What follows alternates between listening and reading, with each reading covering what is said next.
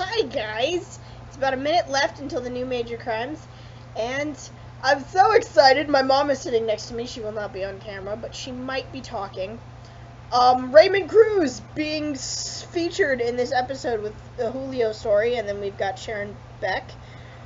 Exciting things are happening today.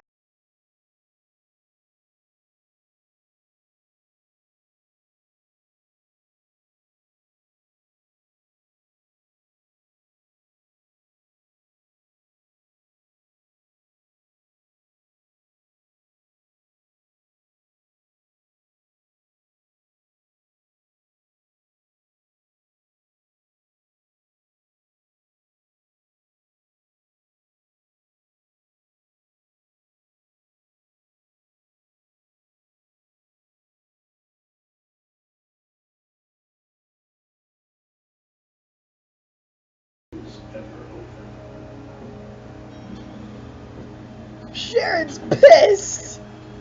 Oh, that was a much lighter opening than last week. Um, which is saying something. Well, I mean, they set a lighter tone this week with the jokes and the comedy, and that scene with Sharon and Rusty and Provenza, that was tense in a completely different way from last week's tense. That was tense. She's I can't help but thinking, like, watching the scene, like, she's looking, she's flashing back to whatever 10, 20 years ago, whenever Jack goes to rehab, and thinking, oh, I get to do it again, all over again, and he gets to be heartbroken like I was heartbroken. It's, nothing is good and everything is sad, and I don't know how to deal with this. Because Sharon isn't happy. Like, she's just not happy. I mean, her whole, her voice went up an octave. She's not happy. What do you think? Her face did not exude happiness in any way. No happy. I feel sorry because Provenza's right in the middle of it. Provenza's in so much trouble. He's in so much trouble. No, like, watching last week's episode, because they play the last week's episode, and watching that last scene between Sharon and Andy, and then watching this again, it just reinforces to me how much Sharon doesn't think she has a very, very hard time letting people in, and she doesn't think she's going to have people there for her, because if you look at the scene between Sharon and Andy at the end of last week's episode, you can tell that she sort of has this moment of, you're gonna wait, I can rely on you being here when I get back, kind of a thing. And then when you get into this and you see how she's reacting to the rehab, she is scared. Well, not scared exactly, but I think she's remembering a very, very hard time in her life, and it's just bringing back a whole bunch of stuff she doesn't want to deal with again. Which she doesn't want to lose Rusty. Well, no, she doesn't want to lose Rusty, but she doesn't.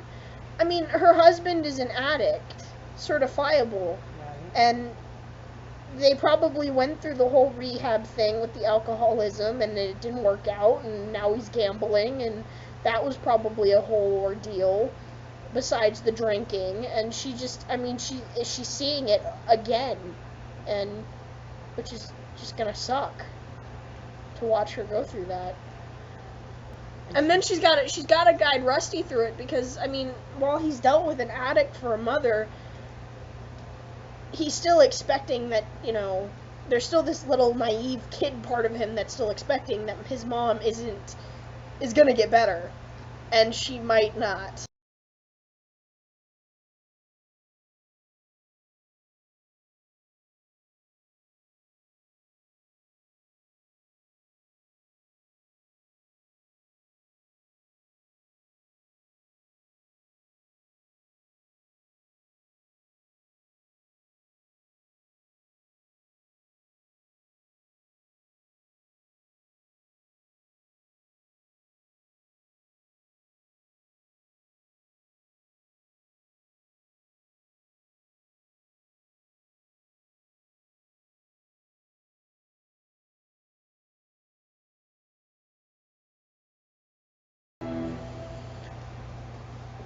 Of course it goes to commercial. Of course. Why should I have expected any different? But let's just real talk about the murder. I'm pretty sure it was the witness because he loved Anna and Dante was in a gang and he was like, you're in a gang and why do you love that guy? I love you more. And he shot her and then blamed it on the guy that he hated. That's what I'm going with. She didn't even tell Andy about Sharon Beck, which is interesting, I find, just because they've been getting closer. Of course, when you're getting closer to someone, it doesn't mean that, you talk about everything in your day or anything like that. Everybody's reactions to Sharon Beck coming was fantastic. They were like, it was like, Who? yeah, it almost reminded me of the Doug from Up, where he goes, squirrel? Like, it was like, everybody was like, what? That was good. I liked that. And, yeah. I'm really liking how it's focusing on Julio more, because he seems like a very, very, like, one way kind of a guy. He's got, his day planned out, and he's got this focus in, and he gets blinders in, and once he pretty much determines that you are a dirtbag, he is going to come after you. And just, his whole story about becoming a cop was because some kids killed his cat, and he followed them for the rest of their lives until he could get them in prison for something actually viable. I mean, that's determination. So, I'm thinking, like, his entire worldview is just kind of going, like, it just completely changing.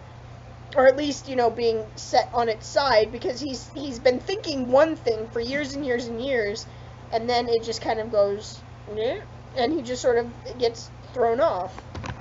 And I think he plays it really great because he's, like, feeling regret.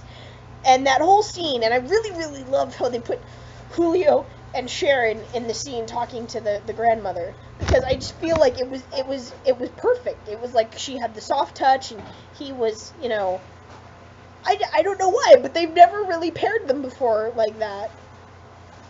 But I really appreciated it. I really, really appreciated that.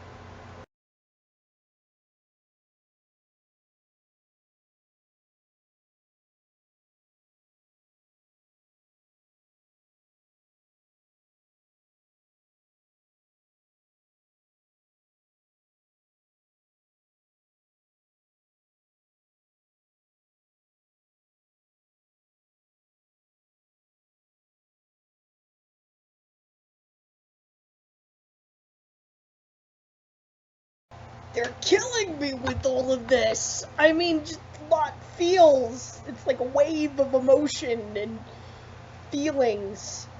And okay, so I was wrong. It wasn't the guy. Um, which is okay. I can be wrong. I like it when I'm wrong.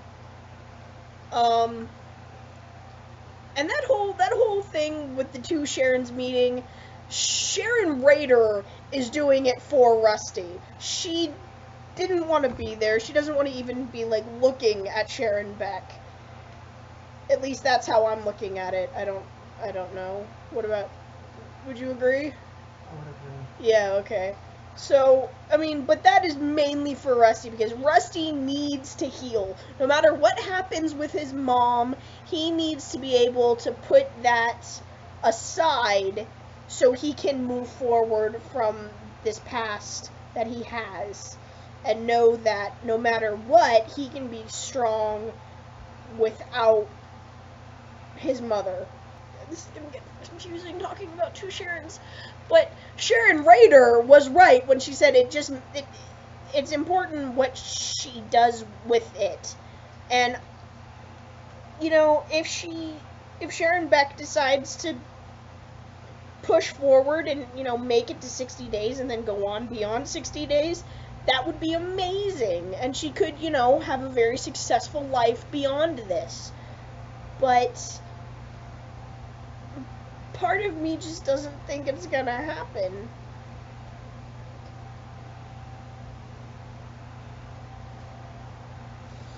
Yeah. I think it is very telling that she went in as a plea rather than. Well, I don't think necessarily it's the plea part of it. I think it's the fact that she lied about it, because that means that she's already trying to like keep up appearances. Like the baddest thing an addict can do is be like, oh, everything is like this, when it's really something completely different. Which, I mean, once you start doing that, then it's easier to start lying about what you're doing with your time and what you're, what you are or are not doing in terms of your sobriety. So that's more telling to me than her going in because she was forced into it. Because really, who's gonna pick jail over rehab?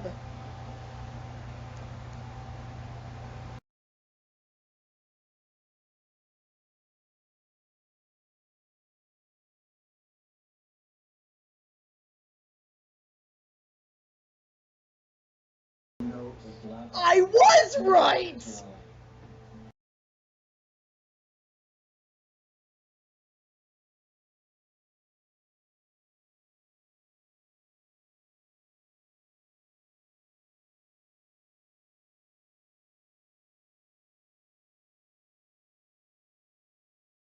He's done. Sanchez is like completely done. He's like, I can't deal with people right now.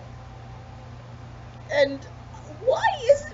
Okay, so the last time I saw Hobbs questioning Major Crime's tactics this much, the show was still called The Closer.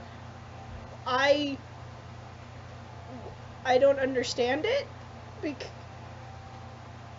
I don't know. Is this showing that Sharon is loosening up a little bit? I don't know. Just something I noticed. What else? Just so much is happening, and then Sharon with her enabling reaction to the enabling question. Goodness, I can't with Mary McDonnell. Oh, she's so good at what she does. She's amazing. That whole conversation, and he mentioned Dr. Joe, which I think is good because it shows continual growth on his part, and he knows exactly where he wants to go with his relationship with his mother. And I think it's good that they're gonna go visit Sharon Beck together as a little family. Just lots of mothership feels right now. I need more of that in my life.